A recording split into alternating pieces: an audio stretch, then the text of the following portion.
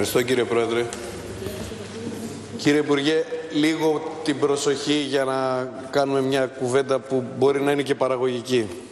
Άρθρο 43. 2,5 γραμμές είναι, δεν είναι πολύ.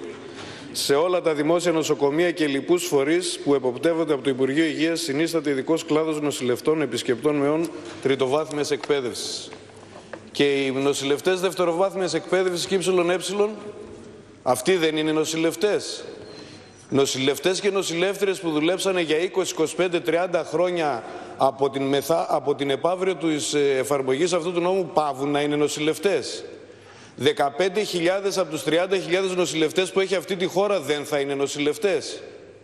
Υπάρχει περίπτωση να λειτουργήσουν τα νοσοκομεία με την εφαρμογή αυτού του άρθρου? Και δεν ακούω βουλευτές της συγκυβέρνησης να έχουν κάποια ένσταση για αυτό το άρθρο. Ένα μικρό παράδειγμα θα σας δώσω για να δείτε σε τι παράνοια πέφτουμε. Η μονάδα τεχνητού νεφρού στη Δράμα έχει 16 νοσηλεύτριες.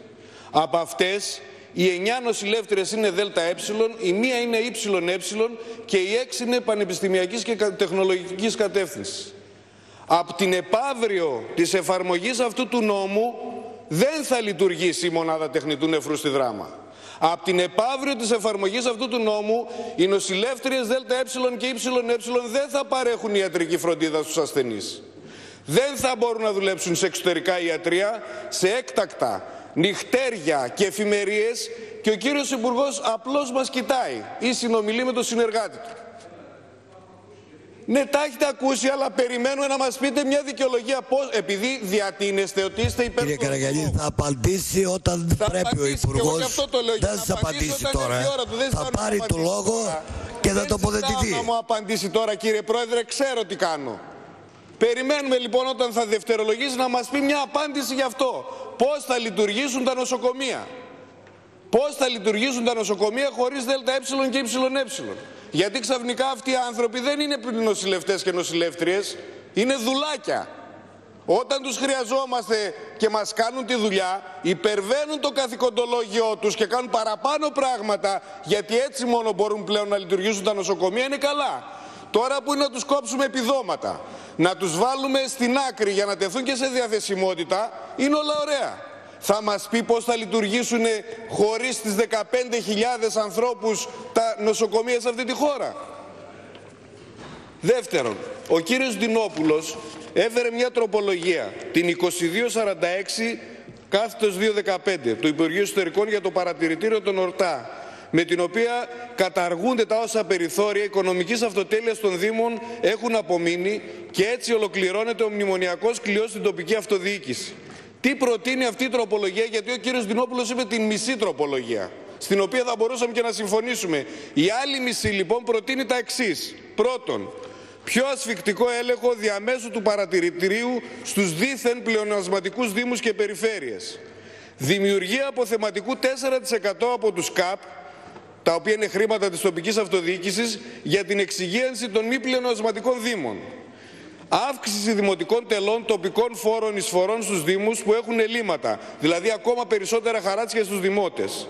Τη δημιουργία ειδικού αποθεματικού σε κάθε Δήμο και περιφέρεια από τα έσοδά τους, που θα χρησιμοποιείται αποκλειστικά για την πλήρη επίτευξη των στόχων του μεσοπροθέσμου. Αυτή ήταν η τροπολογία. Απλώς ο κύριος Ντινόπουλος ξέχασε να πει τη μισή, είπε μόνο την μισή κάτω. Η δικιά μας αντίληψη για αυτή την τροπολογία είναι ότι είναι επιτομή της μνημονιακής λιτότητας και του νεοφιλελεύθερου μοντέλου. Έχουμε δεσμευτεί, το επαναλαμβάνουμε και τώρα, ότι θα καταργήσουμε το παρατηρητήριο και θα αποδώσουμε στην τοπική αυτοδιοίκηση την κυριαρχία της. Για αυτά λοιπόν τα στοιχειώδη μιλάμε για τη συγκεκριμένη τροπολογία. Άρθρο 60. Καταργούνται οι ΕΠΑΣ νοσηλευτών και δημιουργείται η ΕΚ στην Αθήνα και στη Θεσσαλονίκη. Και οι άνθρωποι που ζουν στα νησιά, σας τα έχουν γράψει και στη διαβούλευση. Δεν λέω κάτι καινούριο.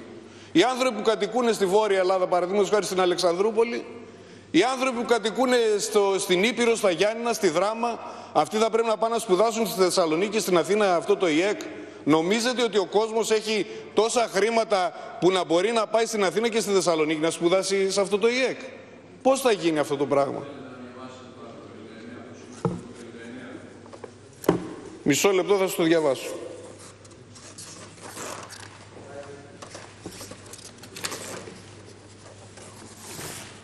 Όλο το σύνολο του άρθρου. Ο συνολικό. Μάλλον έχει γίνει αναπροσαρμογή των άρθρων. Στο 59 δεν λέει κάτι τέτοιο πάντως για τις ΕΠΑΣ, κάπου αλλού είναι. 60, αν έχουμε άλλη αρρύθμιση.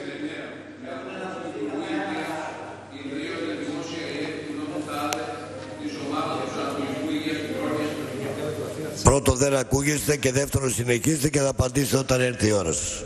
Ή αν θέλετε να κάνετε παρέμβαση. Θα τελειώσω με την πράξη νομοθετικού περιεχομένου που έρχεται ως τροπολογία. Για μας σημαντικό θα ήταν αυτή η πράξη νομοθετικού περιεχομένου να έρθει στην Ολομέλεια και να συζητηθεί με άνεση και επιμακρών. Γιατί το ζητάμε αυτό? Γιατί εκεί θα ήσασταν υποχρεωμένοι να μας πείτε πρώτον τι μέτρα έχετε αποφασίσει με επίσημο τρόπο, δεύτερον την άποψή σας για το χρέος και τρίτον γιατί ζητήσετε 2 μήνες παράταση ή 6 μήνες ανάλογα που θα πάει αυτή η παράταση. Αλλά θα έπρεπε να γίνει κουβέντα. Αυτό, η προσθήκη τροπολογίας σε άσχετο νομοσχέδιο πράξη νομοθετικού περιεχομένου δεν δίνει τα περιθώρια κουβέντας, δηλαδή δεν γίνεται κουβέντα για το τι σημαίνει αυτή η παράταση. Έρχεται μια από τις εκατοντάδες τροπολογίες και οι οποίες θα περάσουν στον ντούκου. Θα είχε ενδιαφέρον και για τον ελληνικό λαό, αλλά και για εμάς τους βουλευτές, να γινόταν μια κουβέντα. Τι λέει αυτή η παράταση, τι επιπτώσεις έχει, τι μέτρα έχετε συμφωνήσει να κουβεντιάσετε και να εφαρμόσετε με την Τρόικα. Να μην έρχεται έτσι λοιπόν, με αυτόν τον τρόπο, να γίνει μια σοβαρή κουβέντα για να ξέρει και ο κόσμος τι θα γίνει. Παρόλα τα αυτά, και επειδή είστε υπέρ της βελτίωσης των πολιτικών διαδικασιών και μέσα στο Κοινοβούλιο, τις τελευταίες 6 μέρες γίνεται ένα παγκόσμιο ρεκόρ με τις τροπολογίες. Κόσμος και κοσμάκης πηγαίνουν, έρχεται στη Βουλή, βουλευτές συζητάνε με διάφορους ανθρώπους στο καφενείο, χειρόγραφα δίνονται χαρτιά τα οποία εμφανίζονται ως τροπολογίες.